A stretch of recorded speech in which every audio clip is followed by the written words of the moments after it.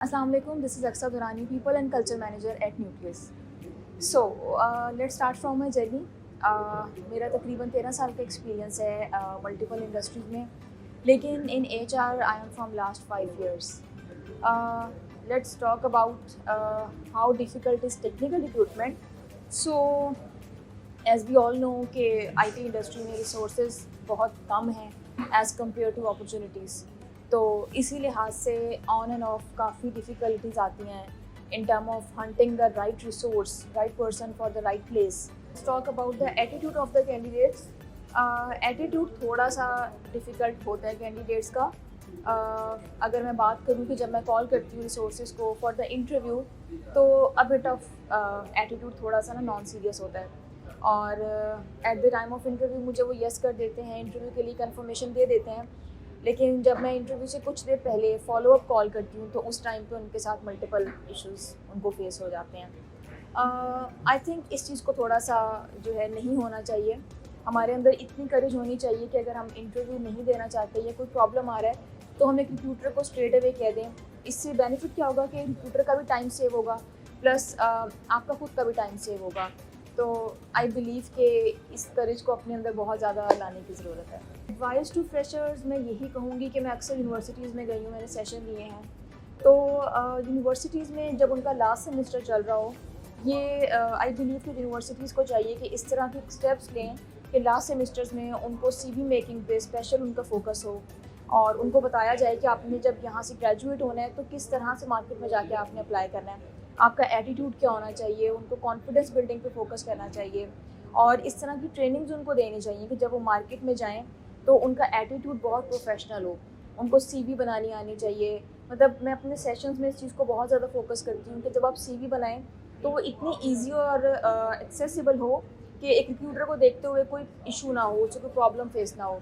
Like for example आपका contact number top पर हो, आपका होम टाउन, आपका सिटी वो टॉप पर हो, आपकी डिग्री जो है वो क्लियर हो, डिग्री का ईयर बहुत ज़्यादा क्लियर हो. तो ये कुछ छोटी छोटी बातें हैं जिसको आई बिलीव के बहुत ज़्यादा फ्रेशर्स को माइंड में रखना चाहिए.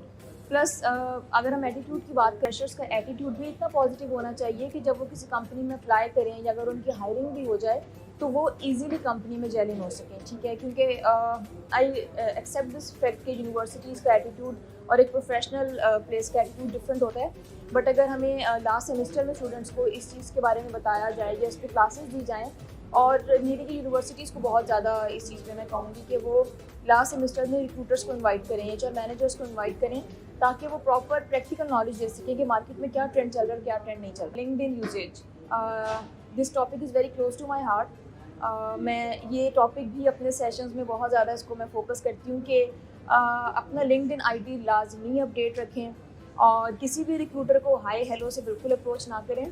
और अपना पूरा फुल फ्लेज एक मैसेज आप बनाएं जिसमें आप उन्हें बता रहे हों कि ये आपका डिग्री है, ये आपकी स्पेशलाइजेशन है और इसमें फर्दर आगे आप कंटिन्यू करना चाहते हैं, प्लस आपका CV साथ अटैच हो.